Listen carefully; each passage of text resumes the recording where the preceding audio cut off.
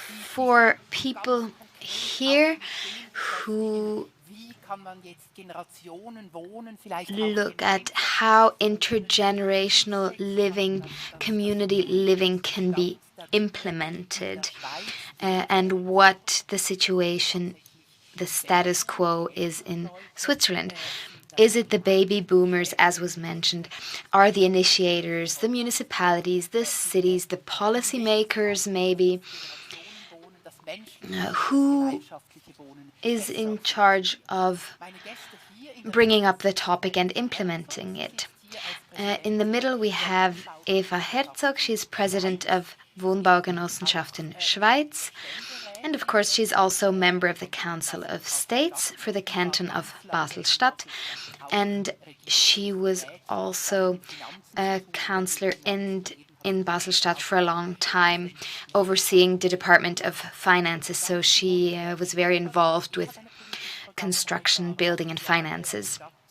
Simon Stocker was a city councillor in Schaffhausen for 8 years. He worked for Prosenectute for many years, and he is now head of the gerontology office. So he is an expert in old age. Then we have Christian Wenger, who is member of the executive board of Pensimo, initiator of intergenerational living projects in Switzerland and in Zurich especially. And he is also responsible for innovation in an institutional environment. He used to work at AXA, where he launched several intergenerational housing projects. And then we have Rahel von Arx, who is on the board of directors of the Förderverein Generationenwohnen Bern-Solothurn and part of a network that is focusing on intergenerational living and working on a charter which has not been passed yet, but it is under scrutiny at the moment. Let me begin as follows. If we look at intergenerational living in Switzerland, and if we had a thermometer or a barometer, at the beginning many people said that this was a niche product. In your opinion, Ms. von Arx, is it a niche project or a niche product? And if yes, what's its significance in Switzerland? No, in my opinion, it is not a niche product, as a matter of fact. This morning we heard how important it is to have these generations come together. We spoke about loneliness, encounters that are not happening, misconceptions, and so on. The concept is labeled as something quite exotic, but for generations, for centuries, we have been living together with different generations. In our society, we work among other people from our generation. We maybe aren't in contact with family members who live far away. We live in our own apartment, in apartment buildings that don't have spaces for meeting neighbors, maybe the laundry room, but that's not where these encounters happen. The way I see it, intergenerational living is about building neighborhoods where these social contacts can be promoted, where neighborhoods become alive and where people live next to each other but also with each other, people from different generations. And I think many people would feel very supported in these types of neighborhoods, and I think everyone wants to feel supported and taken care of. So I can't imagine that this would be a niche product. It is a sustainable model that different developers should definitely pursue. Ms. Herzog, moving on to you as president of housing associations Switzerland, you might have a bit of an overview. This communal living or intergenerational living, what is the percentage of these living forms in Switzerland? Is it just a tiny percentage, or? Well, first of all, hello everyone. I think you are asking how many there are already. If we consider the number of people who live in these types of living forms, then there are actually very few. Then it is a niche product. Maybe 4 or 5% are housing associations for community living, so very little. But to talk about the housing associations, which is my topic, these are already around, pre-existing. And if I think of intergenerational living, I think of housing cooperatives. And not just because I'm the president of the Housing Cooperations Association in Switzerland. People who live in co-ops, they think about what's best for everyone. They are neighborly, there are community spaces, and so on. So these are places where this intergenerational living is a fact, but it's still a niche phenomenon. Industrialization caused a separation of living and working. Everything is in sectors. That was very interesting to hear in the last presentation. Living and working was separated, and bringing up children, this is done by the women at home or in other places, but that is separated. And in our economy, the people who can't keep up don't have work or are in a bad line of work. We are just separating everything by competences and just categorizing everything. Maybe the fact that there is less and less space is an opportunity. We have to make denser neighborhoods, and we have to think about different forms of living that would be beneficial and sustainable. Maybe we need this pressure from the outside to actually finally implement and come up with new forms of living. And if I may just say something on the topic of gender, thank you very much for describing it the way you did. I have one example from a book that I read. Gender plays a huge role in building. It depends on the gender of the architect, for example. You and other women who treat this topic have shown that as well.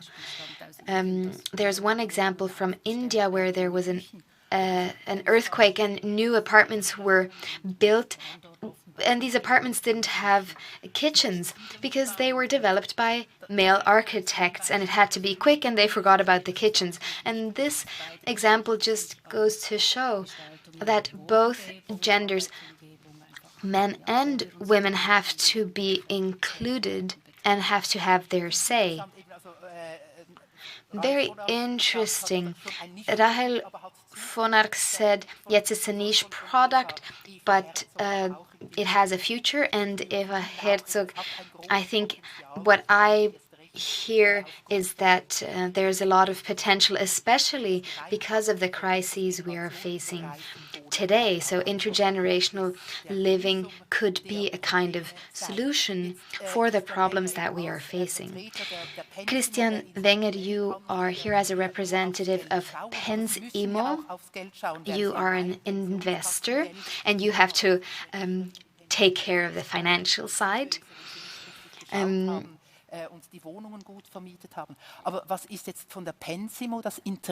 What is your interest in being part of these crazy projects, if you will, these community projects? It's not about crazy projects, it's about taking responsibility. We heard it before. Many developers in the institutional environment think of shareholder value also when it comes to building.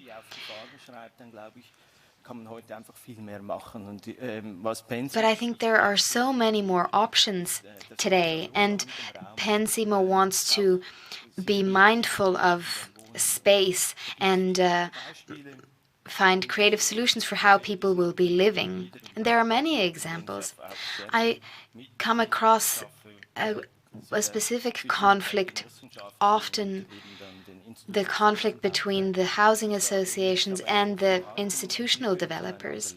But I'm always open and happy to learn from others.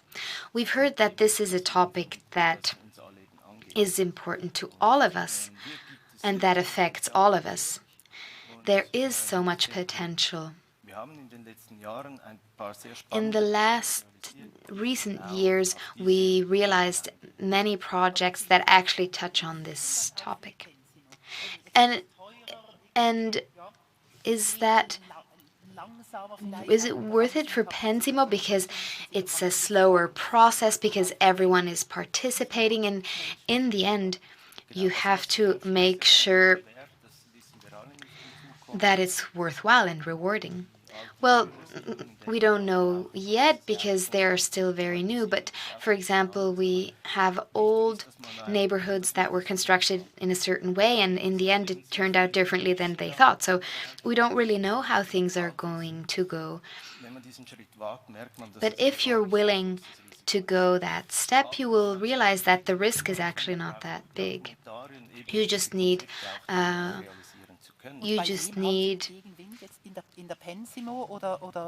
good.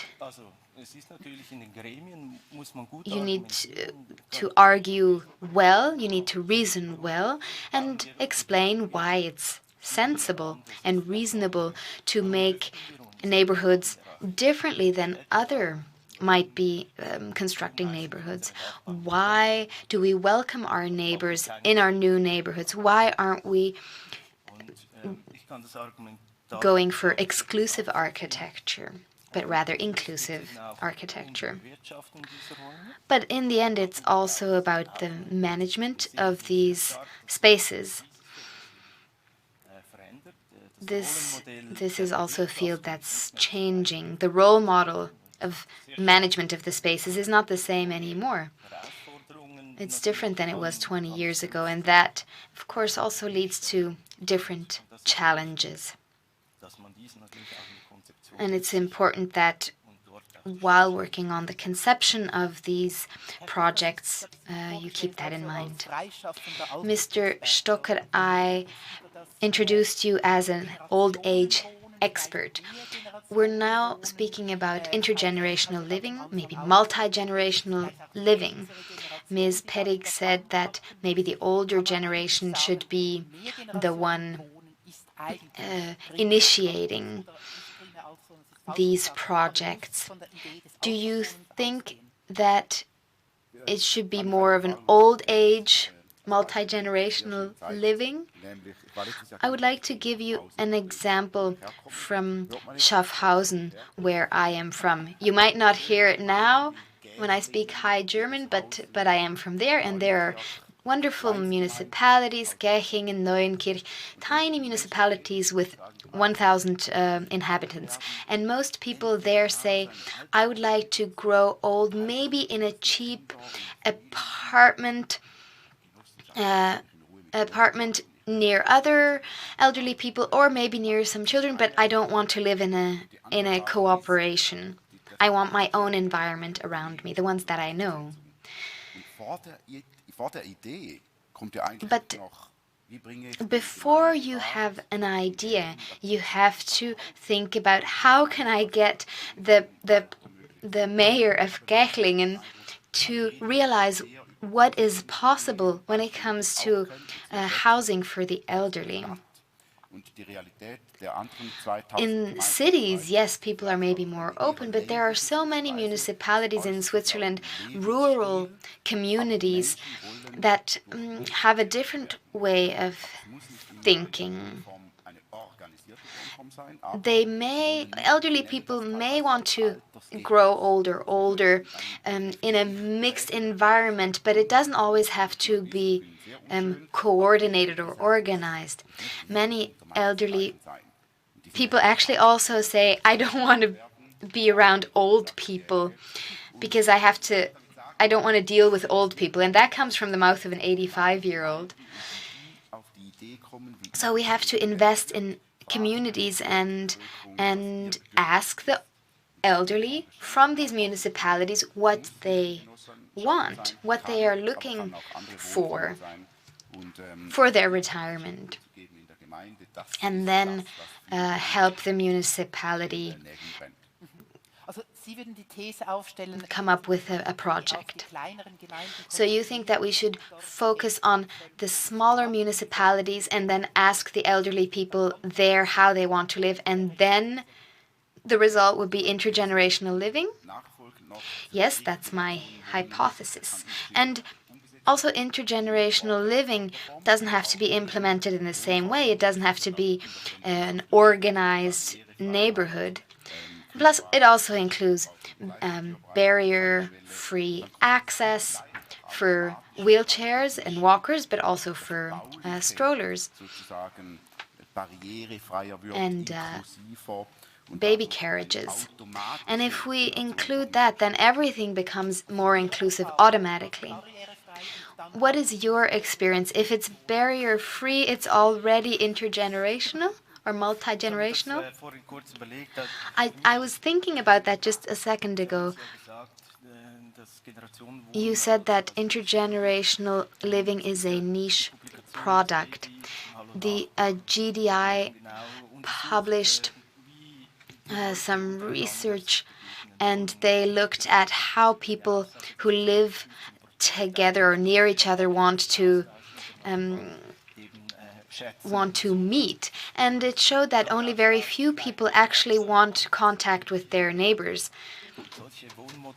And this just shows me that living or housing models like the ones you mentioned are probably only attractive and reasonable for a part of our society, for a small part of our society. It's a very interesting area, but it's not the right housing model for everyone.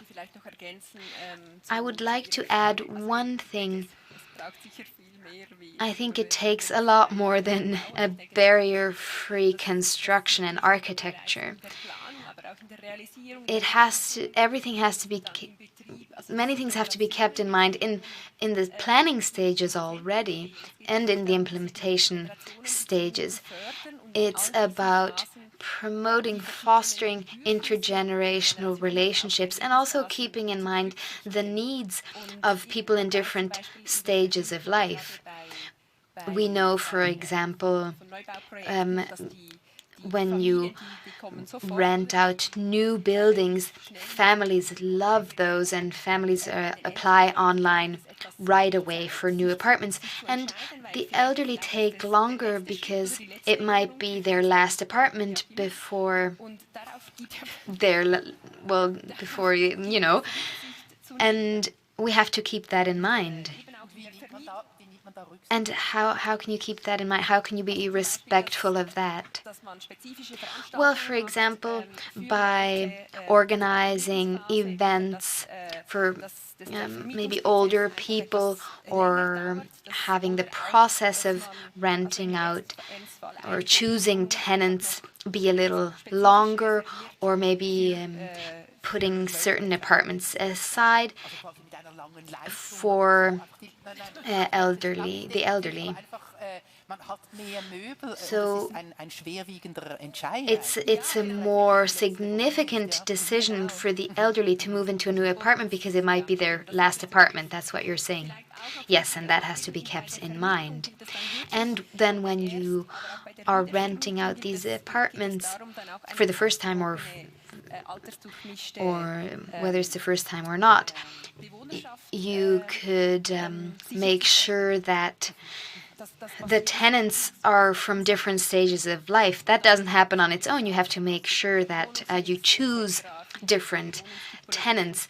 You also have to offer different kinds of apartments, so different kinds of people are attracted by the apartments that you are offering. You said that very few people in Switzerland live in co-ops, about 4 to 5%. But it would be ideal to have more people live like that, not because it's a cool way of living, but because it saves space and resources. The private apartments are smaller, but the common areas are larger. That's the idea there. How can you increase the percentage? How can you go from 4 or 5% to 7, 8%? Would we need maybe a vote in Zurich, popular vote, to decide on, I don't know, 30% community living by 2050, or how would we do that? Well, of course, policymakers have to support these ideas, but you also have to take and define measures. If you don't have the instruments to reach these goals, because private people might not want to sell their land to a cooperative, a housing cooperative. So you have to have the instruments first. You have to maybe have a quota for what type of building and living spaces are built on a plot of land.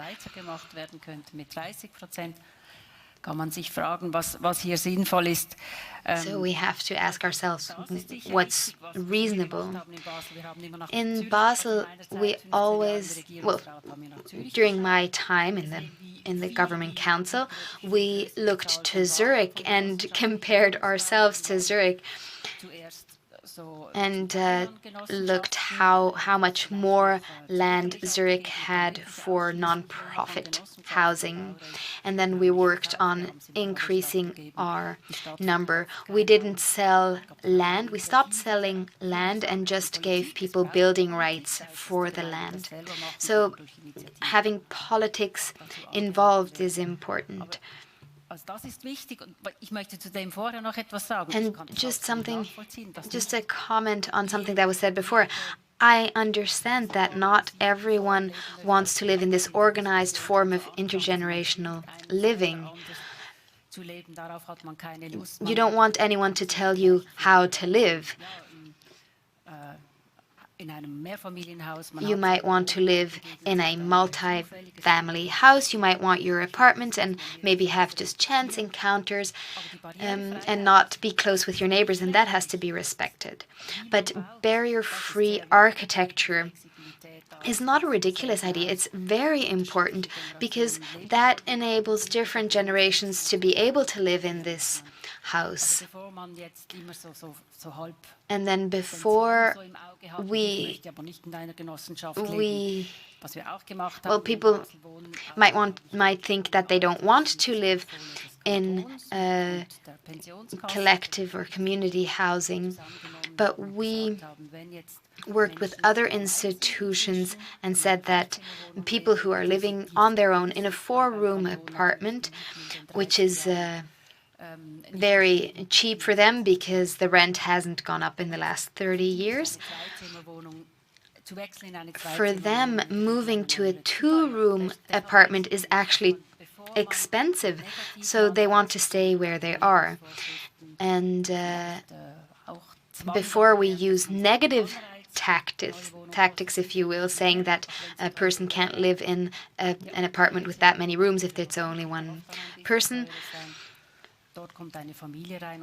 We'd rather renovate the apartment and then have a family move in there. And those are incentives maybe for some people. I think there are many ways to improve.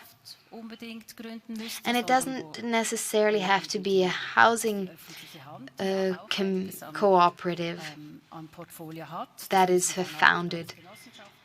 And these neighborhoods don't all have to be decommodified housing, but we just have to enable people to move from their old apartment to a new form of living and make that attractive. And in new builds, of course, the architecture has to be different to include everyone. Yes, I agree.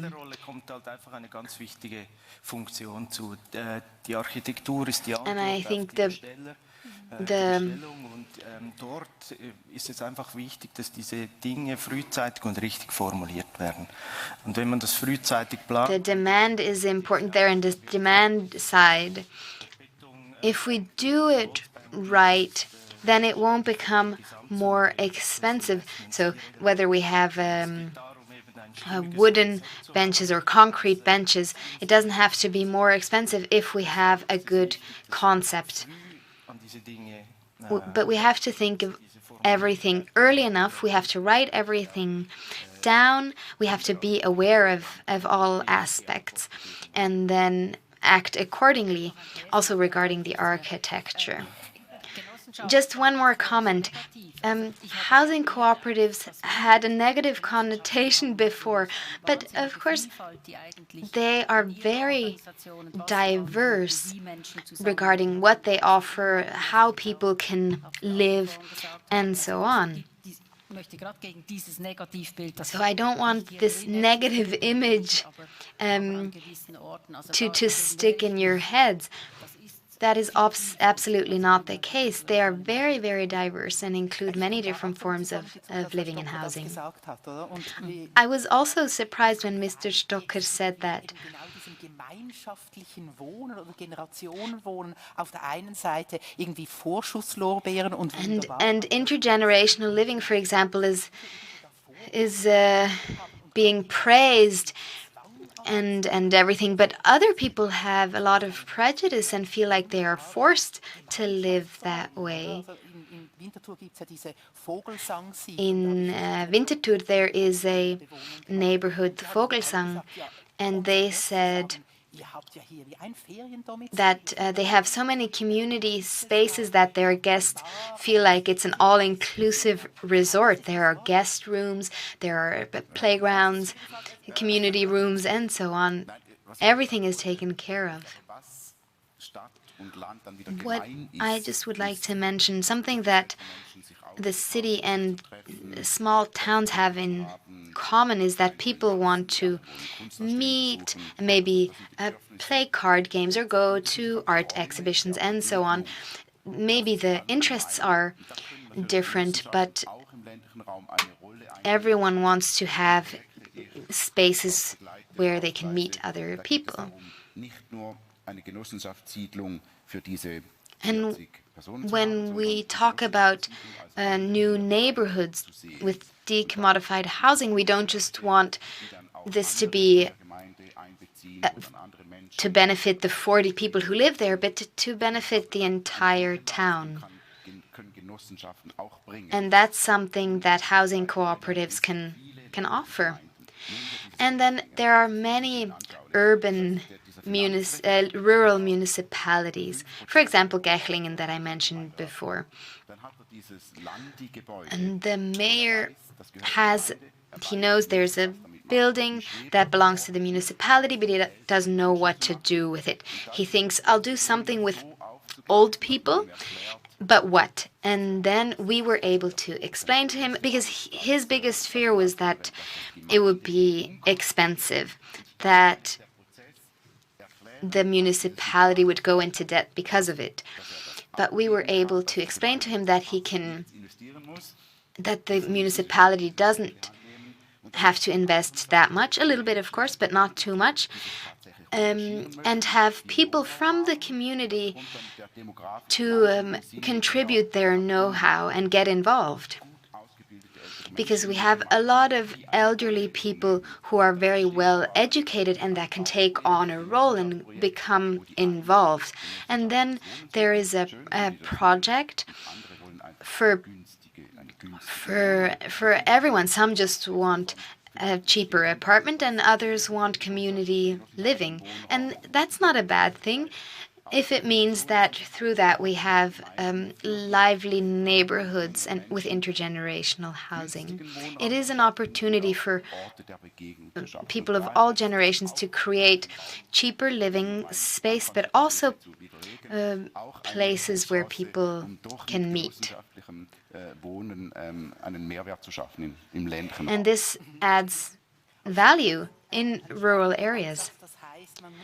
That's very interesting. So you have to sell it as this neighborhood brings something to the table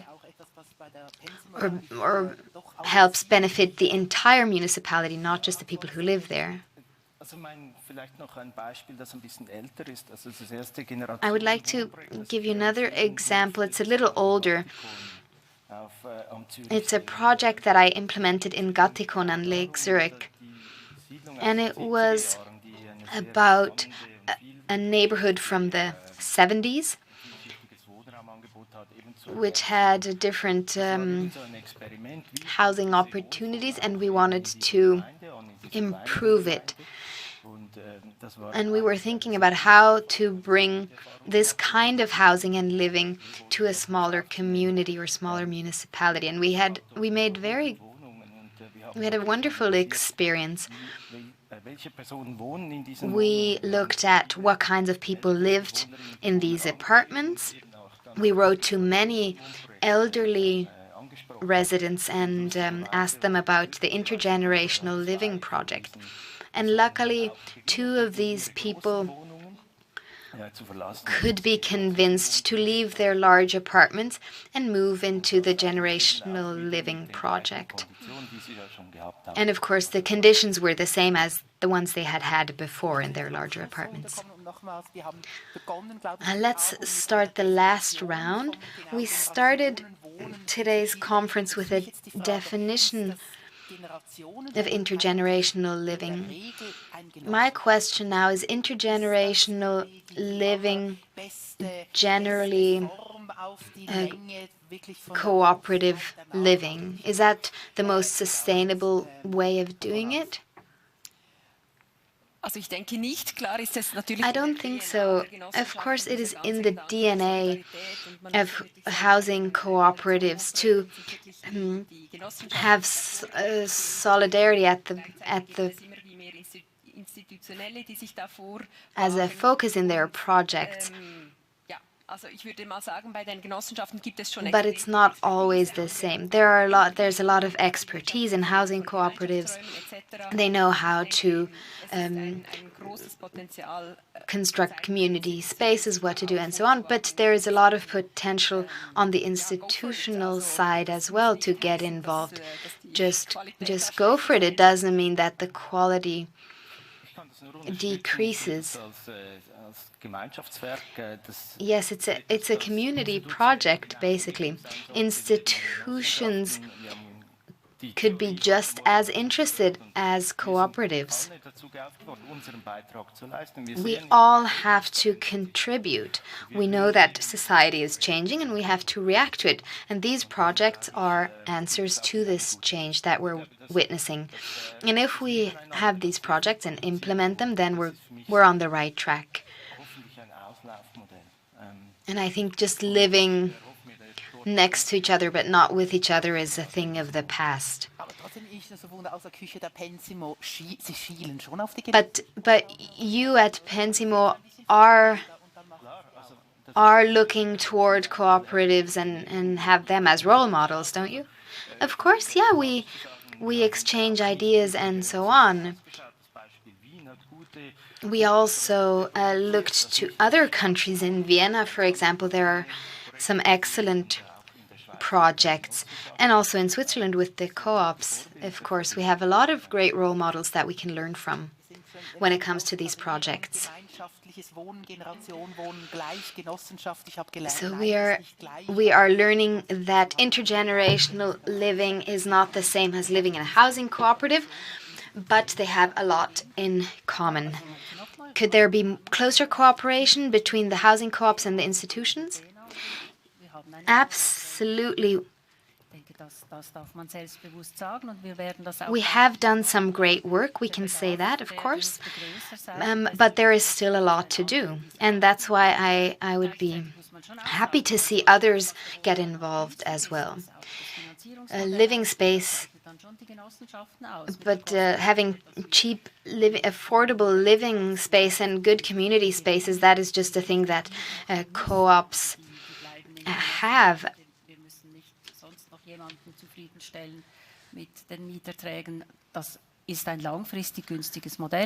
And intergenerational living, and especially housing co-ops, have a long-term sustainable solution.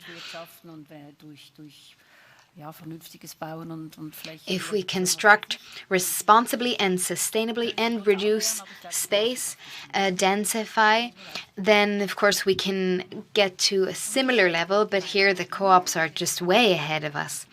And that's why the cities and communities and municipalities are asked to step up their game and change the way they go about these things. We could also introduce some regulations on a federal level and give municipalities the tools to implement these kinds of projects. Mr. Stocker, you as an expert on old aging, who knows these municipalities, Gäching and Schleitheim and whatnot, what is your trump that you have up your sleeve when you are talking about intergenerational living? It's that elderly people want it. I meet barely any elderly people who say that they want to live among each others. Most elderly people want to live with other younger generations. What little municipalities such as Schleitheim, I've never been there because they're one valley over. But what municipalities can learn from co-ops is that co-ops show what it takes to organize intergenerational living. Attractive living space, spaces for encounters and personnel. This was never mentioned, but all co-ops have staff, and this staff organizes or mediate these forms of living. There's always someone who has to take care that there are events, that people are asked how they're feeling, what they need, and so on. That takes staff. But that's a whole different conference. But that's something that cooperatives are doing very well, and we can learn from them and maybe even organize certain projects with them. Wonderful, thank you. We have painted a bit of a picture of what intergenerational living, cooperative living looks like, how we could go about it, who needs to take action, and so on. It was nice to have representatives of the housing cooperatives, but also from the institutional sector. And all of you are interested in implementing intergenerational living because it is sustainable. Thank you very much to you four, and please give a warm hand to the four speakers. So, jetzt in dieser Runde waren Sie nicht gefragt, mit sich Now, in this panel discussion, you were not asked to get involved with questions and so on, because I wanted to give my guests the opportunity to speak. But you have the entire lunch break to ask them questions. And if you don't agree with Ms. Herzog, then act quickly and get to her before lunch begins, and also the others, of course.